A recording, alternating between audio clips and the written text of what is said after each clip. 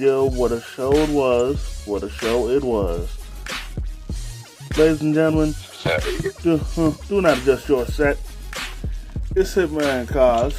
Welcome to your official review for NXT Battleground. And of course, I'm not alone in this end.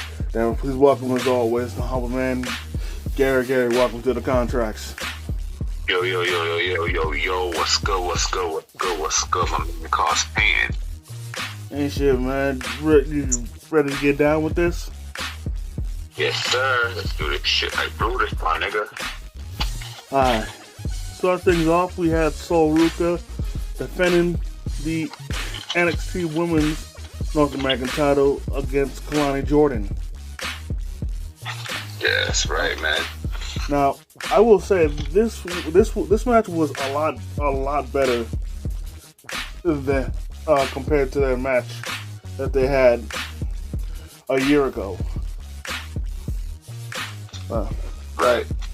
Like last year or whatever, it looked like a damn circus and didn't look the least bit like wrestling. This was a lot better.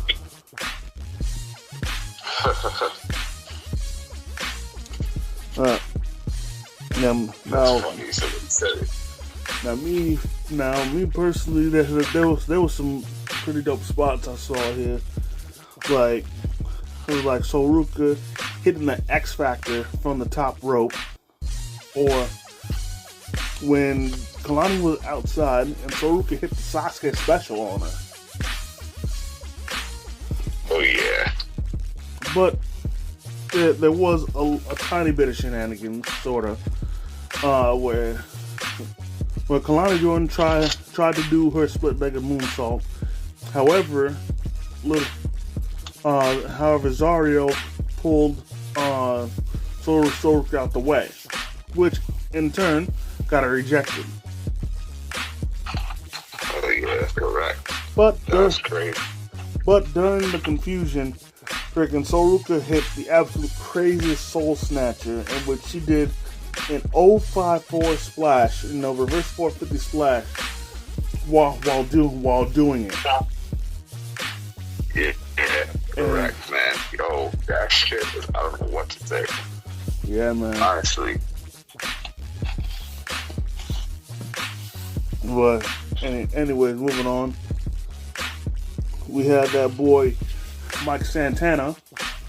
If you guys remember him from both AEW and TNA, he got interviewed, but then he got interrupted by the No Quarter Catch crew, in which Charlie Dempsey was hating on him, whereas Tavion Heights was showing him love and then challenging him to a match. Yes, correct. Anyways, that was crazy. Yeah. Anyways, moving on, we have Hank and Tank and Josh Briggs versus the Cullen. This match was very good. I definitely enjoyed the dynamics between the two teams. I honestly didn't think that Josh Briggs would gel so well with Hank and Tank as good as he did, but it definitely worked. It definitely did. And of course, and then the end of the match came where Hank and Tank hit that honk sandwich move, and then hit that power slam spear combo for the win. But unfortunately, then they didn't get to celebrate their win for long, as the Cullen, being the sore losers that they were, began to attack them. So yeah, that was crazy. That is until the save was made by a returning Yoshiki Inamura. Oh yeah. And this was a very pleasant surprise because we thought that he that he was headed back to Japan, not to come back, but here he is. Exactly. And I'm sure, and Josh Briggs was definitely happy about it. So let the good times roll with them. Yes, sir. That shit was crazy. Moving on, we had Channing Stax Lorenzo versus Tony D'Angelo. A family imploding. Oh yeah. Now to start things off, I thought this was funny where Tony, where Tony was actually, he got caught cussing at Stax. I thought that was pretty hilarious. Oh yeah, that was crazy. Then freaking towards the end of the match, there's something pretty interesting happened where Tony he was beating the brakes off Stax, but then he just stopped. Yeah, that's right. In which I'm assuming that he was starting to feel bad or some shit like that, or he felt a little bit of compassion, but all that compassion went completely out the window. As once he let up on Stax then said I knew you were weak. Oh yeah. To which then he wails on him some more. Then right. And then later on, he actually had the nerve to try and apologize to Tony, but Tony wasn't having that. Exactly. Then Tony actually does hit forget about it. But before he could even think of going for a pin, Luca Crucifino pulls up. Yeah, that's crazy. And to think, I thought he was gonna be gone for a while, to further, emphasize how dangerous Stax is. But it is what it is. But keep in mind, the whole time when he appeared, he didn't move, he didn't react, he didn't do anything. No, he didn't. But his presence alone was enough to distract Tony D'Angelo enough for Stax to low blow him, then hit him with a knee strike to win the match. Exactly. And it seems the Consigliere has taken down the Don. Oh yeah. Now I honestly think that he wasn't trying to cost him the match. It just happened. Exactly. Moving on, we have Stephanie Vaquer versus Jordan Grace for the NXT Women's title. Yep. And I noticed early on in the match she attempted to do her usual head scissor thing, and she pointed at Booker T, but before she could do it, Jordan Grace actually rolled her out of the ring, and as she stood up, Stephanie was on her shoulders. Exactly. This then prompted Jordan to hit a reverse electric chair onto the announce table, and then she actually had the nerve to stare down Booker T. Like the hell did he do to you? Yeah, exactly. That was crazy. But in any case, later on, she actually has a dope spot where she hits a superplex and then rolls through it and then hits the jackhammer. Right. That was crazy. But eventually, Stephanie was able to regain the upper hand, and She tried the whole match to go for the SVB, but Jordan kept countering it every time. So then, once she got Jordan down, she hit the spiral tap to retain the title. It's crazy. Moving on, Ricky Saints made an appearance, to which he was then attacked by Ethan Page. Yeah, that shit was bizarre. Obviously, hyping up their title match at NXT. Right. Moving on, we had Obafemi versus Miles Bourne. Yeah.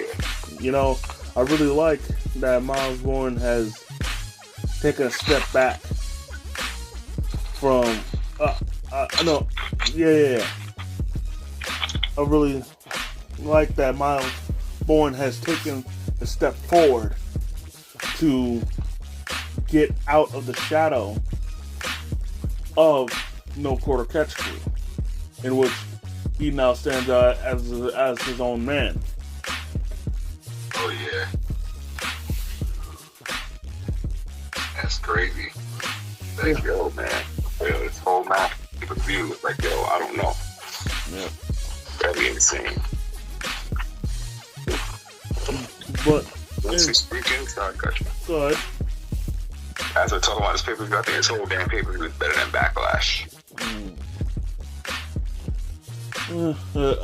I can definitely see that. For sure.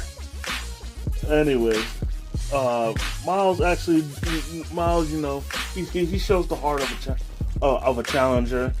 Hell, you know, he winds up causing RKO chants once again because he was doing Orton's moves. So for me, I think one of these days Randy needs to acknowledge that and, like, I don't know, talk. Maybe make a storyline out of it. I don't know. Right. But anyways, you know, Bourne, he actually did his thing, holding his own against Obafemi, but unfortunately, it looked more like he was doing more defense than offense. Right. Either way, it really didn't matter, you know, because in the end, after one fall from grace failed, Oba then hit three fall from graces in a row to retain the NXT title. Right. Now moving on to the main event, we had Trick Williams challenging Joe Hendry for the TNA title. Oh yeah. Yo.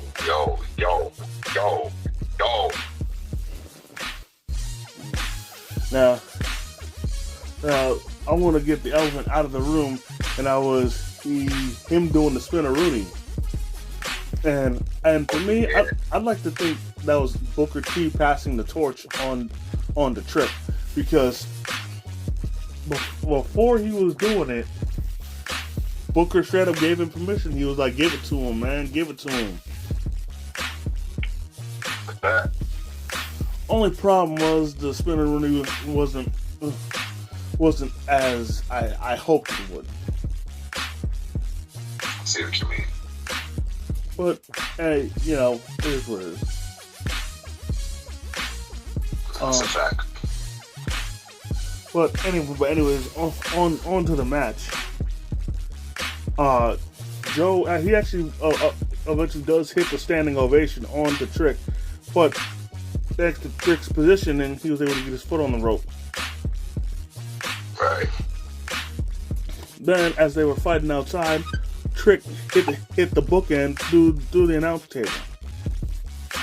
Exactly. Then they get back in the ring, to which Trick actually hits the Trick shot, but Joe kicks out. Then Trick gets a little desperate, and he actually tries to, and he grabs the TNA title. To which then the referee showed his ignorance, and I'm gonna get to it in a sec. Exactly. So first, Joe Hendry attempted to hit Snake Eyes with his, but before he could even land the trick, freaking Booker, not Booker, when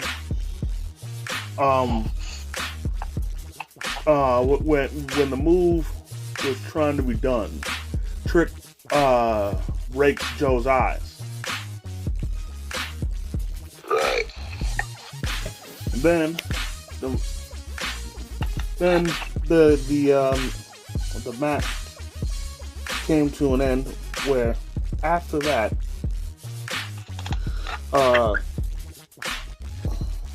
Alberto Del Rio was facing somebody. No, not Alberto. What's the face? Trick. Man, he hits a flapjack onto Joe Hendry, in which Joe Hendry's face lands on the title, and here's where the ignorance from the referee comes in that I mentioned, because the ref didn't get the title out of the ring. And so because of that, Joe paid the price, but by getting his brain scrambled with it. And the referee couldn't disqualify Iverson because he was wearing all of his stuff and in a sense had no ties to it. Exactly. But after the flapjack, Trick hit another trick shot, and ladies and gentlemen, most incredible, Trick Williams is the new TNA champion. For the first time ever, we had a WWE superstar holding a title from another company and showing it off. Right. Exactly. Yeah, it was great. My boy whooped that. Trick won. Yeah, man. Most deaf. Now, for me, the best part about this title win, it actually didn't happen there. For me, the biggest thing that I loved about this match is that after Trick won, Joe Hendry was yucking it up all over Twitter. He was laughing his ass off. He was like, it was like, that my spot, that my spot. You know what I'm saying? Word. That's a fact. But like, yeah, it's crazy. But, yeah, it is for real. What Word.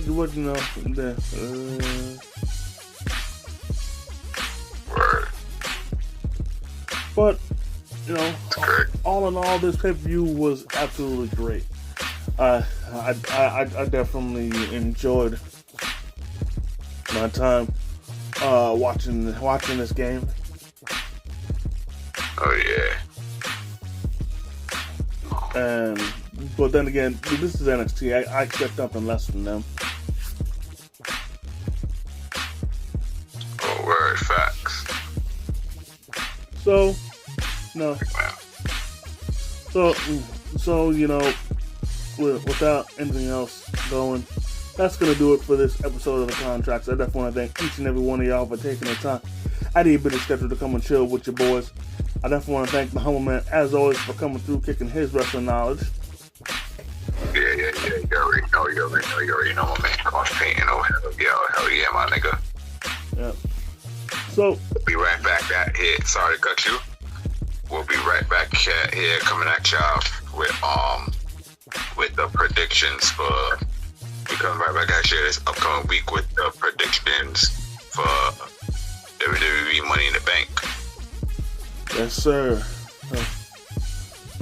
So, until then, ladies and gentlemen, if you enjoyed this video, hit the like button. Comment if you feel like it. If you're new to the channel, please subscribe and hit the notification bell so you never miss a new video. And as always, by way of Struggle Vision Productions, I am the Hitman, cause this is the Humble Man. And if you see us coming, run.